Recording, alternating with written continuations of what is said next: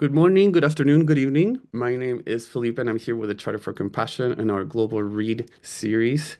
We are super excited to be hosting Arun Wakhlu, who is one of our members of the Board of Trustees for the Charter for Compassion and also the author for Awakening Wholeness, which is the book that we're going to be discussing today.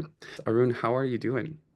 I'm doing well, and it's an absolute delight to be with you here, Felipe, because I remember way back in 2020 when we started listening to young people from all over the world. You are part of that team, and what we heard was really the genesis of this book. So I'm really delighted to be back with you, and it feels like a full circle. So It does feel like a full circle in many ways. Absolutely.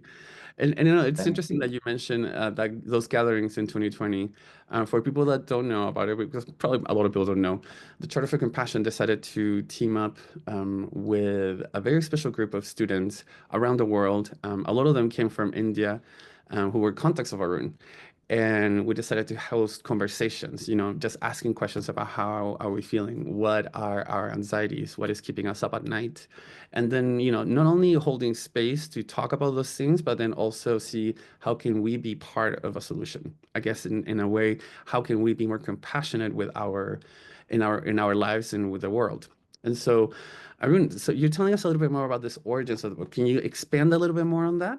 Sure. So, Felipe, like you said, we, the Charter for Compassion, decided to listen to the voices of young people all over the world. This was in 2020, June and July 2020. And then we put it all together. And what we heard is a tremendous amount of anxiety. We heard young people feeling very, very anxious about the inequality, about climate change, about COVID. COVID was really strong at that time. Hmm. Uh, the kind of need for young people's voices to be heard. And in the charter, I remember we felt that young people were the most unserved community or group. The voices were not heard. People didn't seem to care for what's going on and so on. And they also felt, I think the young people that we heard also felt that they were getting addicted to social media. While on the one hand, it was very empowering, but on the other hand, it was also very, very disturbing because of getting addicted, the huge amount of focus on mental health problems.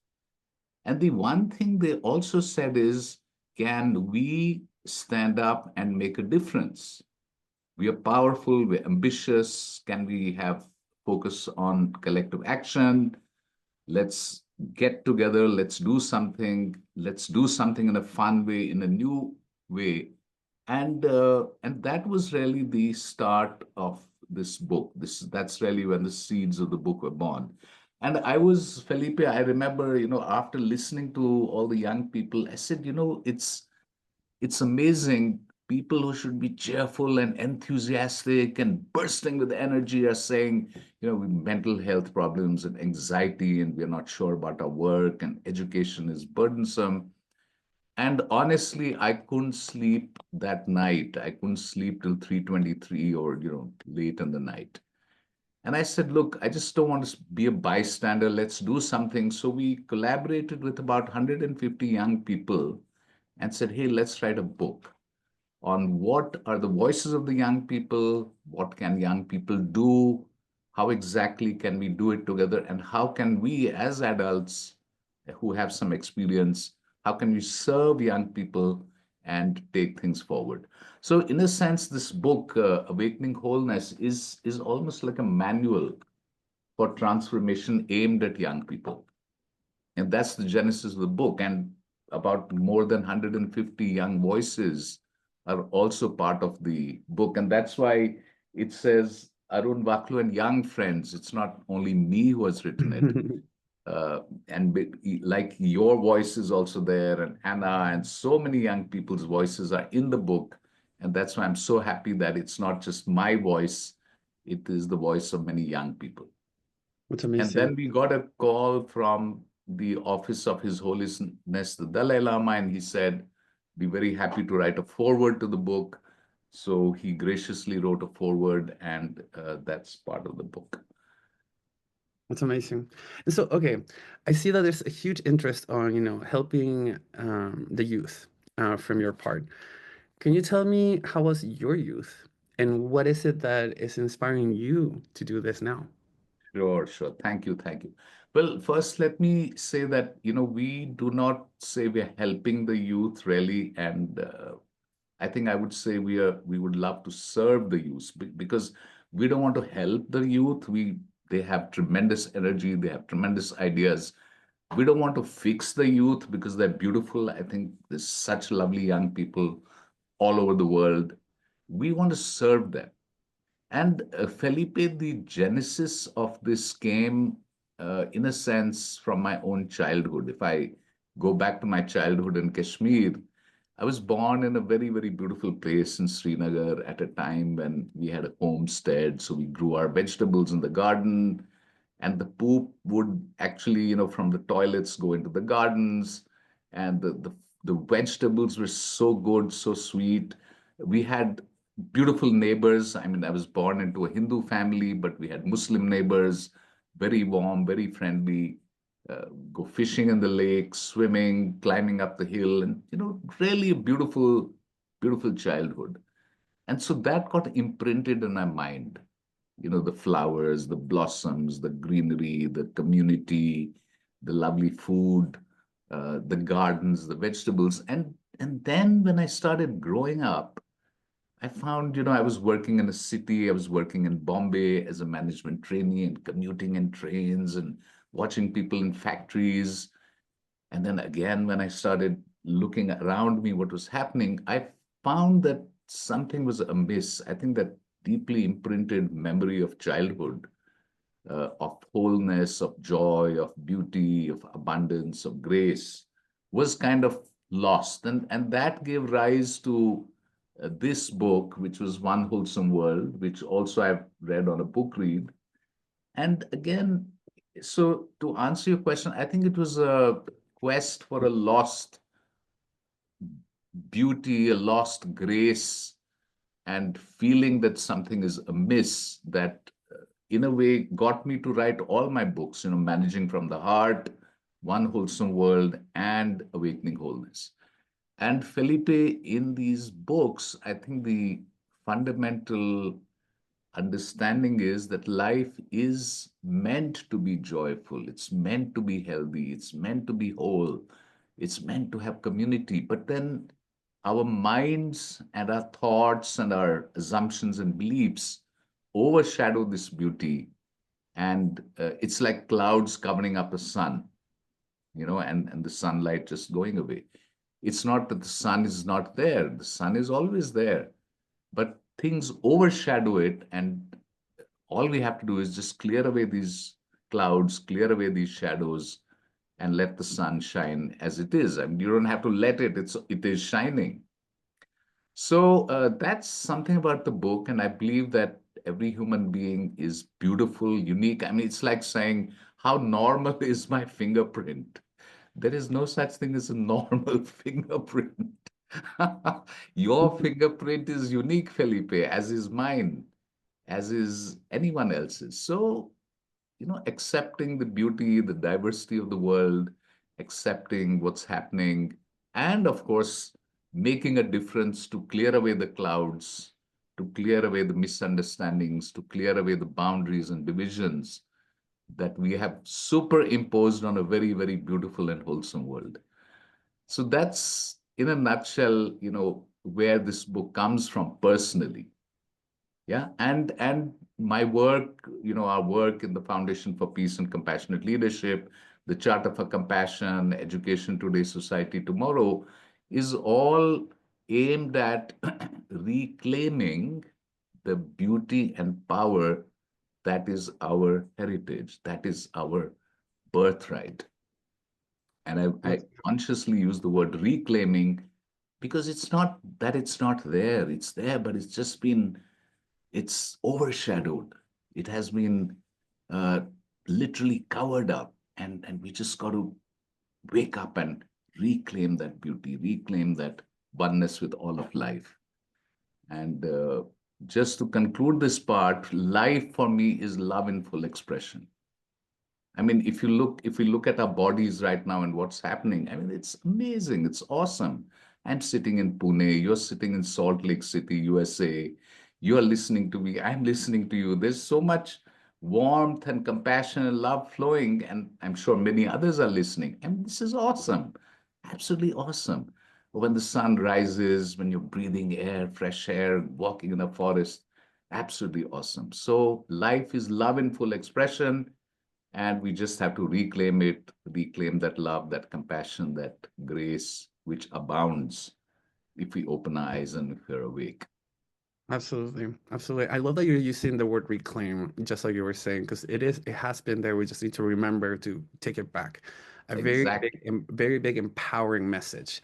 So this book, is it more designed for adults, for youth? Like who is the target audience for this book? Yeah, I think it is meant to serve young people primarily, and that doesn't mean that adults cannot be served by it, but it's aimed at young people who are confused about what's going on in the world and are looking for a way to navigate through this. Because if you just put yourself in the shoes of a young person, uh, I think there there can be a lot of despair. I mean, billions of dollars are being wasted on bombs.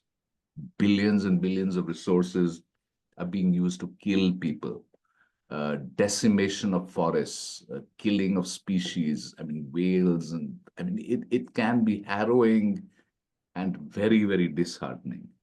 In fact, today I heard a song by some young people singing and asking the president, Mr. President, we know you're very clever, but what's the purpose of war? Can you help me? A little girl is asking, what's the purpose of war? What are you doing? Why are we doing this?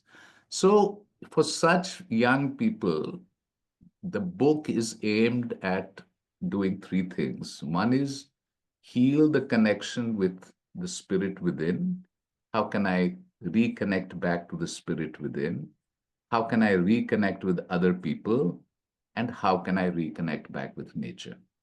And in fact, the design of the book is pretty much around these. And this in this little mandala that you see, sorry, it disappears. I know it cannot disappear, but There's a yeah. mandala in the front. So it's basically compassion for myself, compassion for others, and compassion for the earth. And then interstices between these is wholesome food.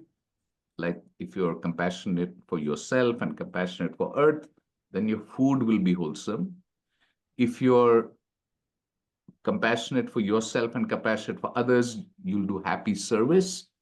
And if you're compassionate for the earth and compassionate for others, you will have circles of life and circles of trust, what God calls circles of trust. And Sean has put into the chat box, thank you, Sean, the mandala. If you want to see the mandala, just click in the chat box. Thanks, Sean, and you can see that. Would you like me So to share? Would you like me to share my screen so people can see it? yeah, do that. Yeah, let's do that. That would be There it is. beautiful. Oh yeah, that's it. Lovely, lovely. Thank you, Felipe. So you see, the central part of this mandala is awakening compassion. It's let's wake up our compassion, and then let that stream out compassion for myself. Because Felipe, one of the things we're seeing is many people, especially youth, are not taking care of themselves, are not taking care of their body, their mind. I mean, are not taking care. They're eating the wrong foods, watching the wrong stuff. Wrong in the sense that which is not really conducive to joy. So we say, hey, look, forget about the world. First, take care of yourself. That's wholesome living. Then we say, take care of other people, relating with empathy. How can you relate with other people with joy? So that's the compassion for others. And then compassion for earth. Yeah, harmony with nature. And then in between, you see wholesome food. Yeah. And about food, I'm very passionate about food. I mean, I love food, but just to give you an example, just give you an example from page 239 of the book, the most beautiful foods in the world come from Africa. Yeah, the traditional African foods. And I remember a lady from a young man from Nigeria telling me that his mother, his grandmother would say that our men were so strong they could pick up three people in their hands and throw them, 10 yards. They were so strong because they were eating traditional African foods. And these are listed out on page 239. But then came in all kinds of other things, cornflakes and McDonald's and cheese and burgers and other things. And all the traditional African foods went out. And you find decline in immunity, you find decline in strength, you find dependence on external sources, and so on. And Felipe, another thing, I think our listeners must hear this. 60% of the unused arable land on the planet is in Africa. I repeat that 60% of the unused agricultural land on the planet is in Africa. But then why does Africa have droughts? Why are there food shortages? Why is it that the Horn of Africa is always in a crisis, food problem? It's because people are not using the land. They've forgotten traditional African foods. They're not conscious that, hey, there are simple methodologies to do regenerative farming, which are also described in the book, and that they can make a difference. So it's about awakening people. So to come back to your question, anyone, any young person who says, I want to take care of myself, take care of other people, take care of the earth, have good food, good service, and expand the circles of trust, this book is a manual for them to make it happen. And our commitment in the Charter for Compassion and Foundation for Peace and Compassionate Leadership is through the YCC movement, Youth Collaborating for Compassion, to serve these young people and say, we are at your service. We can connect you to the technologies, we can connect you to the resources, the funds, and everything to serve you, but you stand up, awaken to compassion, and make a difference. Wow, absolutely. You know, as you're mentioning all this, I feel like there's also a big part on the conversation about privilege. And I mean, in the sense of, like we think about youth that, yes, is frustrated and anxious these times, but how many youth actually have access to good food, like you're saying? Or how many youth were born in a country where civil unrest is an everyday thing? Or Mm. youth that maybe does live in a privileged situation, but sees the destruction of the world in other places and feels the frustration that what's going on with the world when I grow up, when I am an adult. And that gets complicated and concerning because you see how these factors that are so much outside of the youth, like they have no um, it was not their fault by any means, but they are given this, right? And so I think there must be some level of frustration that comes with that. And I love that you're using self-compassion as sort of like the first step, and then using empathy, the golden rule, treat others as you want to be treated. Yes, yes, Putting yourself yes, in somebody's shoes to understand that situation. And that's where, we can maybe reach that. I mean, past that barrier of privilege and understand like, okay, maybe I do have a good situation, I can be compassionate, but while there are others that don't have that opportunity or don't have the privilege to be able to express compassion to others because they can't even express compassion to themselves according to yes. their situation, right? Very true, Felipe. So that's Absolutely. very complicated. So tell us a little bit more about like what are some of the best your favorite parts of the book or something that you Okay. felt like what this is good. Okay, that's an interesting question. I'll have to remind myself of the book. So I think one of the areas that I love is chapter 5, Circles of Life. And Circles of Life is that, if you find that you're sitting in a circle, as we have often done, Felipe, if you sit together in a circle of trust or a circle of peace or something, I think something magical happens. Firstly, you find that you're not alone. Secondly, you find that the circle offers you the kind of support and space for you to heal and reclaim yourself. And that becomes the seed for agency. That becomes the seed for doing something about it along with other people. And I think whether it's a neighborhood circle or a circle of trust or little groups of circles inside schools, I think that is the seed that can help us to reclaim our power.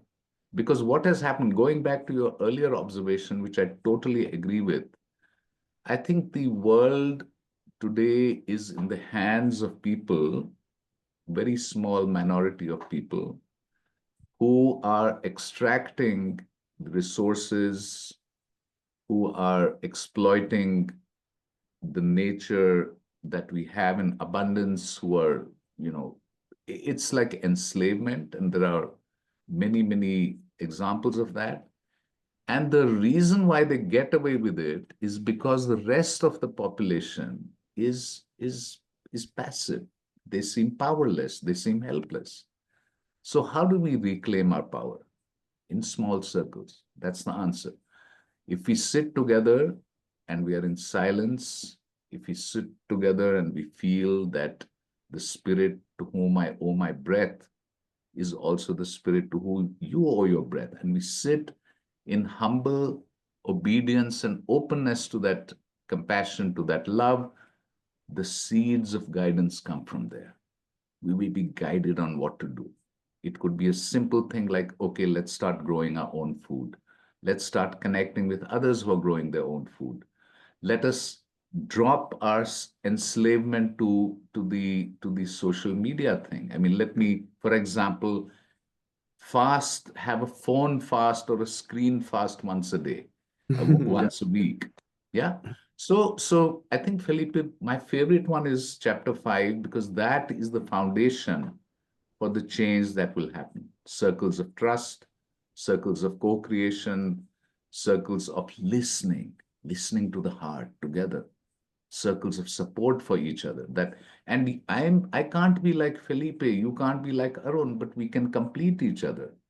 I can serve you, my brother, you can serve me, right? So we can serve each other, we can complete each other. And through this co-creation and cohesion and coherence, a larger wave of power and change will happen in the world. And I think one of our aims is to facilitate the development of I catalysts who can actually bring about these kind of circles, who can make circles happen, who can serve the unfolding of this beautiful change. And it will be catalytic. Once it starts, it will just catch like fire, for sure. In my Absolutely. mind, there's no doubt about that. Yeah. And yeah, I mean, I think that you are hitting it right on the nail when you say start with small circles. We think about movements that have become international movements because small circles started, the grassroots movements of different organizations, of different movements, from anti-racism to equality and security and things like that. You see that all started because a group of concerned citizens or a group of concerned humans were together, saw that, I'm thinking about this, I'm getting frustrated or stressed out about this other person might be feeling the same way, and add something else. And that's how we can start Exactly. growing, right? Exactly, exactly. And it's such a beautiful feeling. I mean, Ubuntu, I am because you are. In Africa, it's, I mean, working in circles in India, working in circles, very, very common. In the Aboriginal communities in Australia, we always sat in a circle. We always sat together to listen to guidance, to listen to each other. And that to me is the heart. And Steve has said something interesting in the chat box. Let's see what Steve is saying. Yes, I like the idea of serving youth rather than helping them. The idea of sitting in small circles with youth is vital. I'm learning a lot from youth these days. I wish your book would become part of the curriculum in all high schools and colleges with small circles. Yes, big yes to that. Amen, Steve, for sure. And we are, incidentally, we are through the YCC and FPACL, we are bringing listening circles to schools. So we are saying, can teachers listen to students? Can parents listen to students? Can the students listen to their grandparents? Can we all sit in a circle and really listen? And just one thought before I hand it back to you for the next question. We see schools as societal centers for the holistic organization of life. Schools can, you've got schools all over the world. So the schools can become places where these listening circles can happen. Schools can become the grounds for action learning projects. Schools can become the places where the seeds of compassion are sown and they grow in the neighborhood.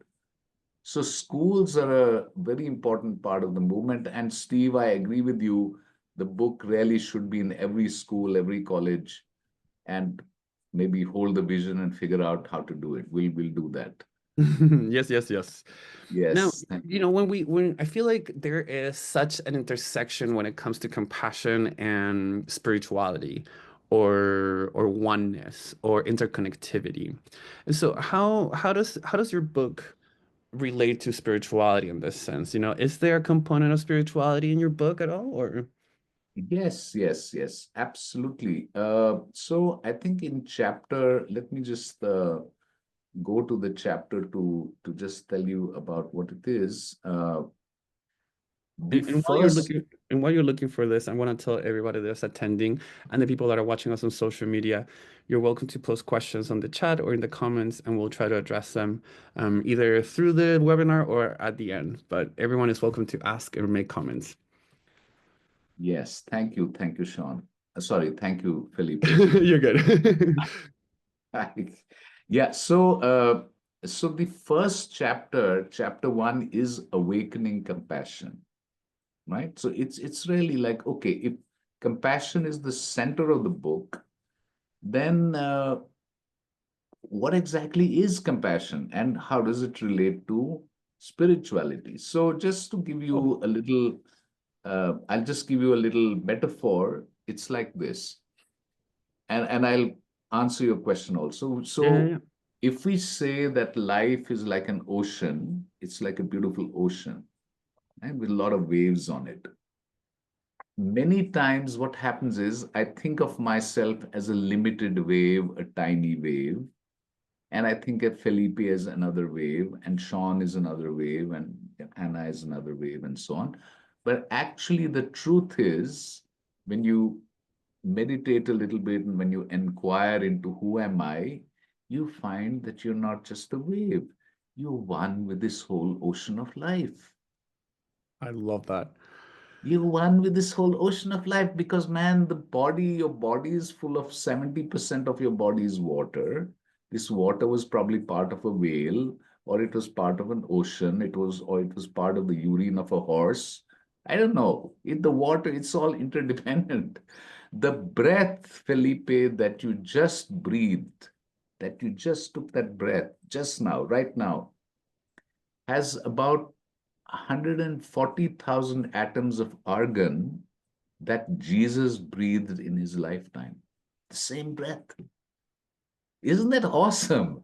Yeah, wild. And the skin and the bones and all that is all part of the earth. It's part of life. So coming back to your question, once we awaken to the fact that we are life, we're not just this little tiny wave, we're part of this huge, magnificent movement called life, and that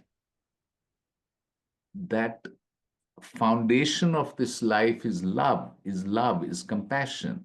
It's this juice, the very juice of life is love and compassion. Once we begin to understand that, two things happen. Number one is you begin to flow with the interdependent dance of life, and you understand that love is who we all are and love is what life is all about. And the second thing that happens is huge amount of compassion spontaneously arises for other people, for animals, for the trees, because hello, they're you. They are simply another you.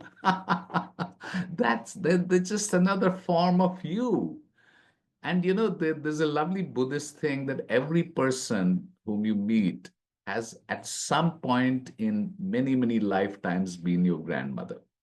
So, Felipe, you were my grandmother in some earlier life. It could be. I mean, I if and it's and a, I probably was your grandmother in some earlier life. Yeah, absolutely. I mean, and we know that matter cannot be destroyed nor created. It's just transformed. exactly. It's So just transformed. absolutely. Yes, So it could be like a carbon so atom was part of like a exactly. plant and that was me. Yeah.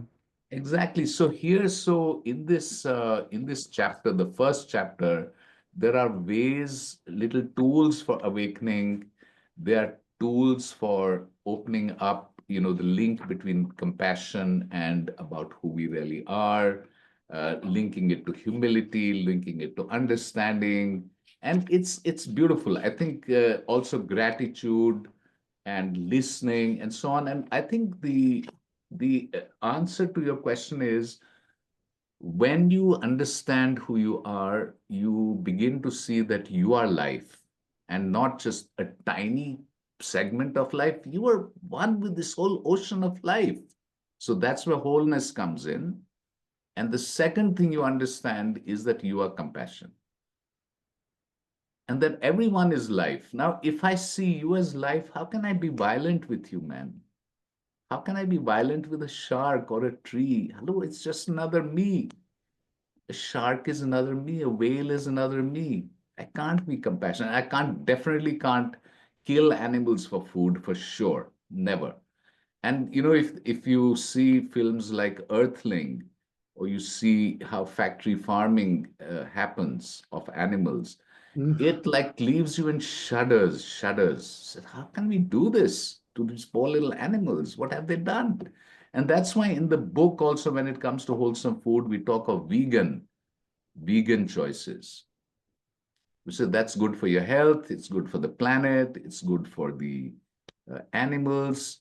Well, why not do that? And if you really care about compassion, then that is what your choice can be. And Okay. I'd be very happy, Felipe. And firstly, I must compliment you for the questions you're asking. They're so good. Well, thank you very much. I appreciate that. I mean, I'm And honestly, this is feeding my curiosity. So I'm asking really what I'm like, oh, what is it about this? What about that? So, yeah, yeah, there's a wonderful. question. And Oh, go for it. also, if any listeners want to ask questions, I'm very, very happy to receive them through you, and you can moderate it and so on. But if there are any more questions, uh, please go ahead, and I will ask myself a question. Uh, and Sean says, is there a way for us to peek inside the book? Mm. Uh, well, from Sean to all the panelists, yeah, you could. I mean, he's given some kind of there's a link there, Let Felipe, me share my which screen Sean with has it. put in. Yeah, let me Let's share the see screen right here. if we can peek into the book and see what's there. Oh, I peek love this. inside. Oh, wow, that's interesting. That's nice. Okay, So, so you have little bits and pieces of the book here, maybe, or some messages are inspired on the book. yeah, This yeah, yeah, yeah. This is great. So That's this is nice. this is the whole website for the book. This is amazing. That's really good. So you have more resources here that you can use. Like, Yes, yes, yes, yes. And that's there's a great. chapter on the answer to good health. For example, if you're really serious about your fitness, then you have a chapter, the answer to good health, and A is air, and N is it's an acronym. And so you have, yeah. So this is a peek inside the book. So thanks, Sean. So if Yeah, you thanks for see showing this that. website and you want to uh, you know, get a peek inside the book, just feel free to go to that website and have a look inside. Yeah, Absolutely. thanks. And let me put that on the chat for everyone to check it out. There it is, awakeningwholeness.com. So, when we were talking about a little bit of spirituality, there's a question that came up. So someone asked, how is it we can initiate a path to spirit for self, others, and nature? Right. Perhaps I can say ignite the path. Yeah. And so yeah, the question is like, how do we ignite that path? How do we begin That path to Okay. spirit for self and others and nature. Right. So again, Sean, I'm going to request Sean to put into the chat box a document which anyone who's on this can download. It's called 108 Ways by which you can be compassionate to yourself, to others, and to nature. So there are 36 things you can do to be compassionate to yourself, 36 things you can do to be compassionate to others, and 36 things you can do to be compassionate to nature. So, very, very simple things. Like, for example, compassion to other people is listen. Listen to them. Just be a, and the word listen and silent, they're anagrams. You know, if you're silent, then you can listen. And if you listen, you can enlist them in life and so on. So that is one. But if I had to summarize the two or three things uh, to respond to that question, I would say first, remember that you are love in full expression, that you are not just a limited body, you are infinite life, and trust that. That's point one. Number two, pause often, listen and reflect. Take time to just pause. The third thing is gratitude, gratitude, gratitude, gratitude for the water that you just drank. Gratitude for Amen. Felipe. Gratitude for Sean. Gratitude for all the people who are attending here. Really love you all. And to the body. So, what I do, Felipe, is when I have a bath and I'm drying my body, I say, hey, hand, thank you very much. Thank you, thank you, thank you. And I'm patting my arm and drying my arm while bathing. I say, thank you, arm. Thank you, thank you. I love you. I love you. Thank you, neck. Thank you, mouth. Thank you, thank you. Every part of the body, big thank you. And believe you me, the body responds. The cells are so happy. Yes, we are acknowledged. We are acknowledged, right? Then service, loving kindness. So if you have some gifts, for example, you're very good at singing, or you love to play the guitar, well, serve, play the guitar. I read a lovely poem the other day, which says, the birds are not singing to earn a Grammy. They're not singing to earn a Grammy. They just sing for the sheer joy of it, right? Laughter, laughter. Don't take yourself too seriously. Don't take yourself too seriously Mm. because our Milky Way is a tiny little galaxy out of 400 trillion galaxies in the universe. And in that galaxy, we're tiny pixel, not even a little Yes, pixel. we are nothing. We're everything and nothing at the same time, right? Yeah. Everything and nothing at the same time. Yeah, Yeah. and yeah, I must tell you a little story about everything and nothing. Then I'll come back to the list. No, You know, please. I hang on. I've got to get a little prop for that. So just give me a moment. Sounds good. And while Arun is showing us that, let me try to see if I can share my screen with what Sean shared really quickly. And this is the Compassion Wave, 108 Ways to Care for Yourself, All is at Nature. This is amazing. What a great resource.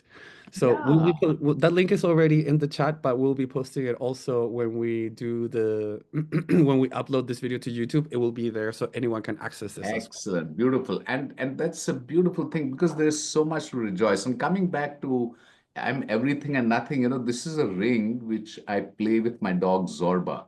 So he was tugging at it one day, and I was tugging on the other side. And then while I was playing with the ring, I just turned it around like this, and I said, "Oh my God, that's infinity." And it sprang back to zero. I said, hang on, there's something happening here. So it said, I said, hang on, but if you probe into life and you go deeper and deeper and deeper and deeper, you find there's nothing there, absolutely nothing. And yet, out of that nothingness, the infinity of all life and all forms arise. And that's why in the book, this symbol in the book is on page number, and I don't know if Sean can fire it up on page 54, is this symbol. Oh, there it is. There it is. So it's a zero and infinity. And I'll just read a quotation. from one of the masters in India. He says, wisdom is knowing I'm nothing. Wisdom is knowing that deep down I'm nothing, and love is knowing I'm everything. Oh, I love that. And once you realize that the road is the goal and that you're always on the road, not to reach a goal, but to enjoy its beauty and wisdom, life ceases to be a task and becomes natural and simple in itself. Wow. And it's beautiful, right? And talking of zero and infinity, there was a Rabbi Simcha Bunim. He says, and that's also in the book, page 55, he says, always carry two little slips in your pocket. In each pocket, carry a slip. So when you're feeling low and depressed, discouraged, or disconsolate, reach out into the right pocket and find the words, for my sake, the whole world was created. It's my playground. But when you're feeling high and mighty, reach out into the left pocket and find the words, I am but dust and ashes. I'm nothing. Right? So Beautiful. when you're high and mighty, pull out that one in the left pocket and it says, you're dust and ashes. The body is just nothing. And when you're feeling very, very low, hang on, I'm pure consciousness. I'm infinite awareness. The whole world is my playground. Oh, I And love that. dance between these two polarities. Yeah, Absolutely. so there are a lot of gems like this in the book, and I think that anyone who really playfully reads the book, playfully, not seriously, but playfully, will find some magic happening. And when I say playfully, I'm just going to do a little playful experiment. I'm going to Ooh, open this book playfully, Felipe. No, nothing preconceived, nothing thing, just to give me one line for all the wonderful people who are listening in right now. I'm opening it and it says, read these four poems below very slowly. You will find them under the resources QR codes for the chapter. Read them once more and what thoughts do they evoke? And incidentally, the book has many QR codes. So you can just point your phone at it and you can straight away go to the poem by Rumi. that's amazing. That's really Isn't it great. amazing? So in the resource sector, in the resource page, there's a QR code for a Rumi poem, and boom, there you are. Uh, Sorry, it well, goes away. there it You is. see the little QR You can barely codes? see it, but yeah. And there's in one place there's a QR code, and listen to the Malabar thrush, and you click, you just point the QR code there, and you're hearing the Malabar thrush going, whistling schoolboy.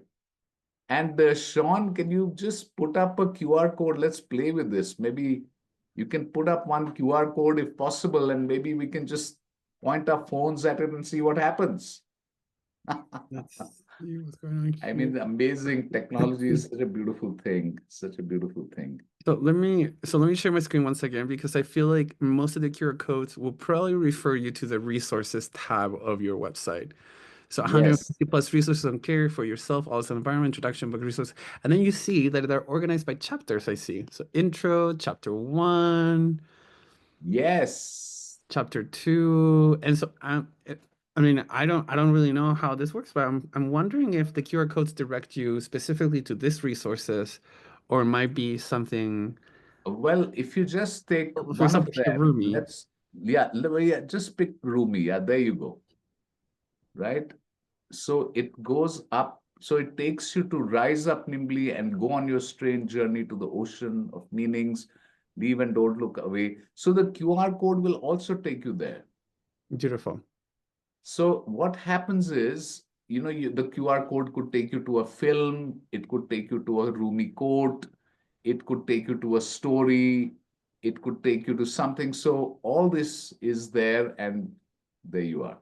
It's amazing. And there's so many resources. I am so impressed by this, Arun. Thank you so much for Yeah. providing Thanks, this. man.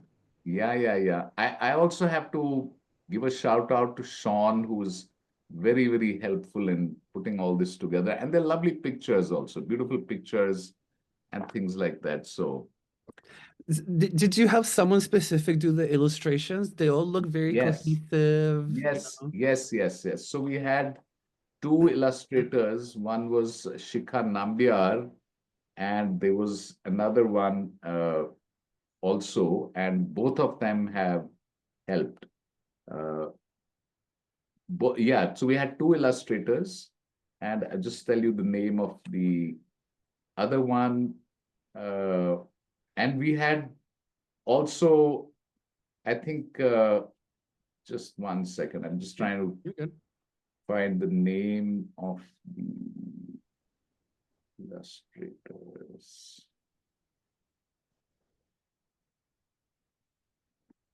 Well, yeah, so Shikha Nabiar is one of them, and Krishnan.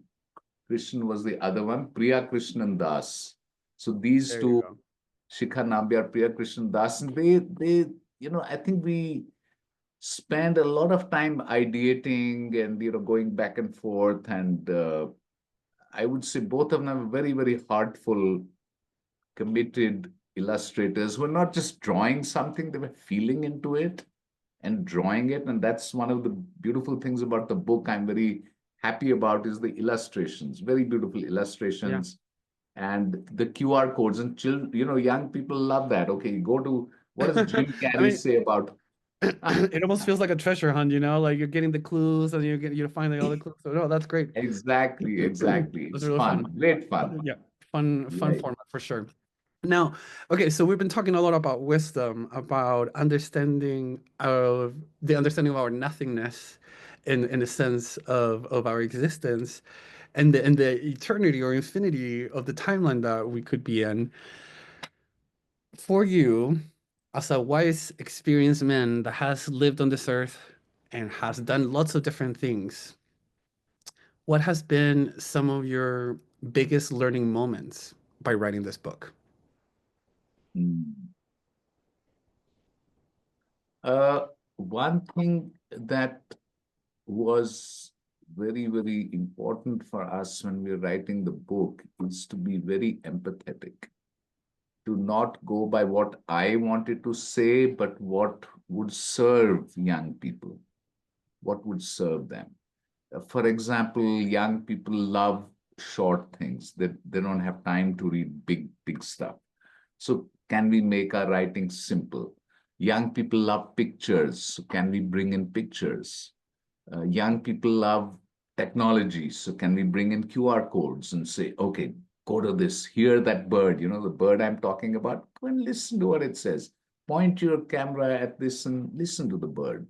Or that story I told you about, that young couple who left the IT career and now they're growing their own food. Well, here's the story. Click there and go there. So I think one learning for me was humility, to get off my mindset and become like a young person and think like a young person and listen to young people and be with young people.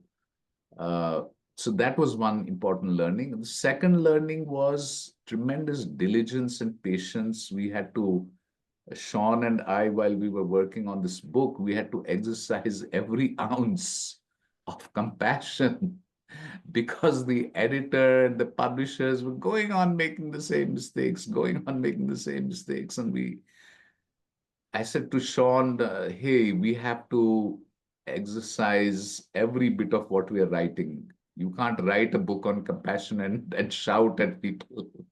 So that was the other learning, that you have to walk your talk, Felipe. If you really want your message to go across, you have to be authentic. You have to walk your talk.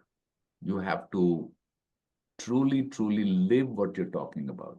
So if I'm talking of exercise and eating wholesome food and being vegan, I can't be cutting into, bacon and steaks and all that. No, that's not authentic. That's not whole. That's not true. But when I'm actually living a vegan life and I talk about being vegan, it's coming from my heart. It's coming from compassion for those animals. It's coming for compassion from the earth. For example, greenhouse gases, 60 to 70% of greenhouse gases come from animal agriculture. So these are the 2 or 3 learning things. And I think the most important learning thing at this point for me is enjoy each moment. Have fun. Be playful. Don't get too serious. Rule number 6, don't take yourself too seriously. That has worked so well for me. Because honestly, Felipe, the world is too complex, too complicated for uh, us to solve. But at the same time, when we listen to our heart and we do things with joy and we do things playfully, taking one step at a time, the universe takes care of the rest. The universe knows what's going on. It knows why is Felipe here today and not, God, Right? someone else. True.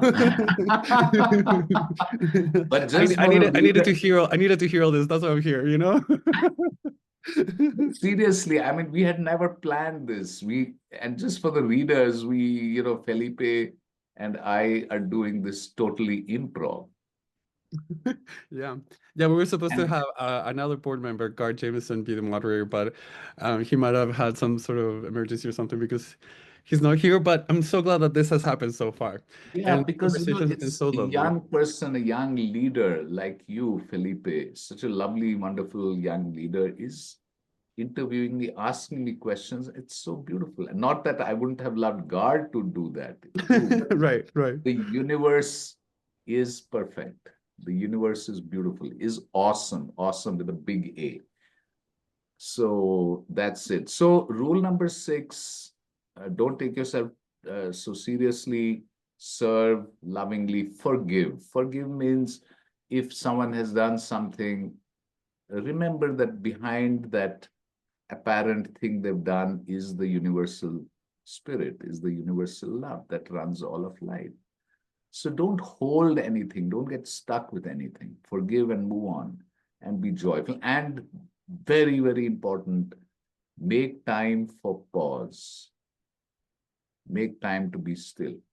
And one gift I want to leave with everyone to remember is the simple way to remember who you are is infinite space, where S stands for silence, and Sean can help me by putting it in the chat box. Infinite silence.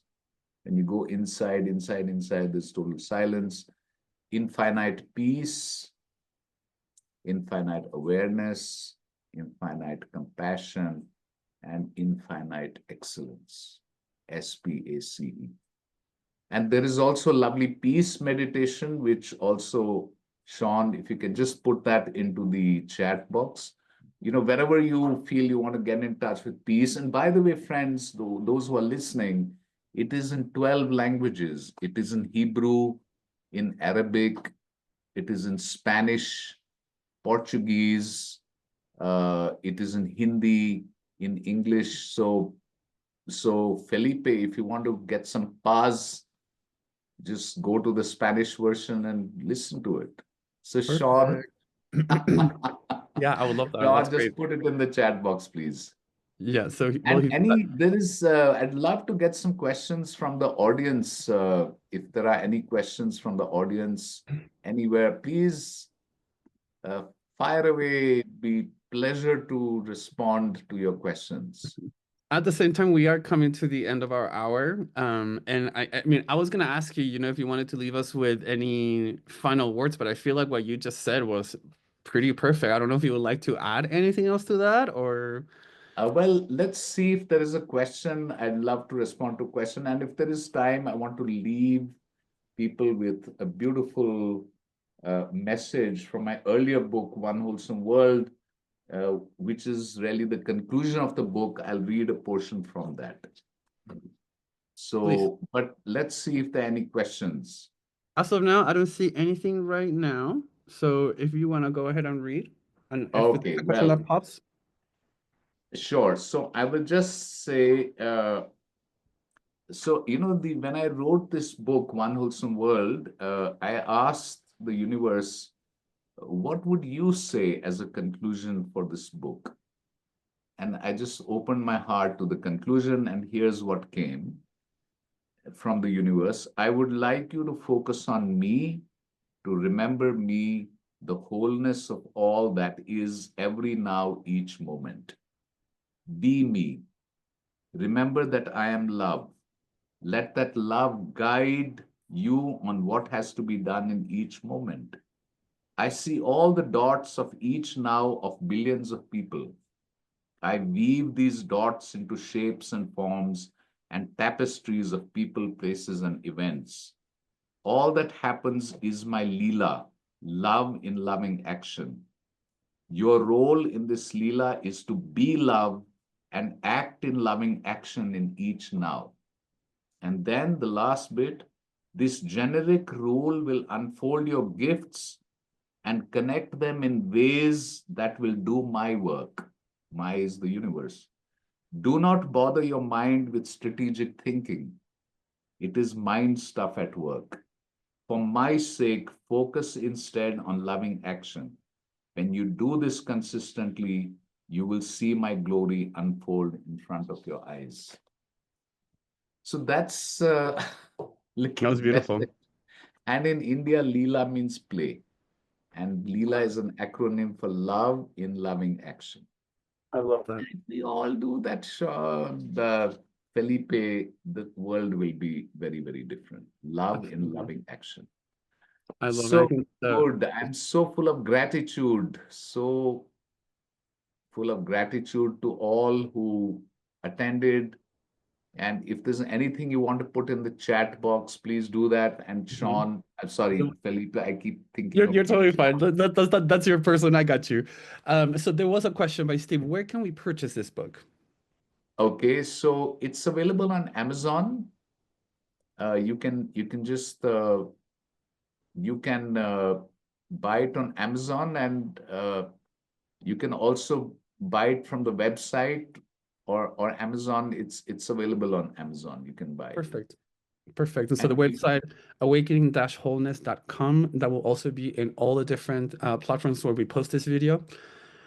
Arun, thank you so, so much for this conversation, for the inspiration, for the wisdom that you were able to share with us. thank Best of you. luck with this book. I hope that these resources do come and go widely everywhere because they really are beautiful and they do, it feels very important for hosting compassion within us and with our communities and our circles. And so Thank thank you so much for that.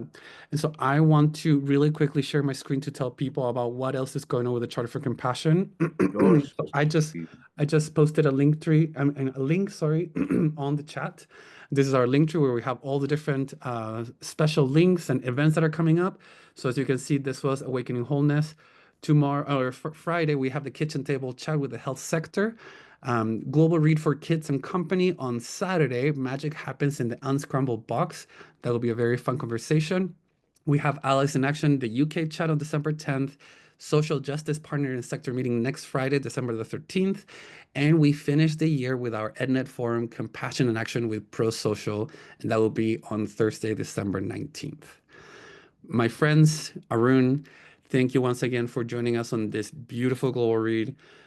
Best of luck with the book once again. I hope that this message spreads far and wide throughout this world because we all need it, and that is fact. So Thank you, Felipe. Pleasure. It was a pleasure interacting with you and really appreciate your improv and jumping in, and God bless. Thank thank you. you, everyone. Take Thank care. you. Thanks, everyone. Thank you for joining in. Bye. Thank you.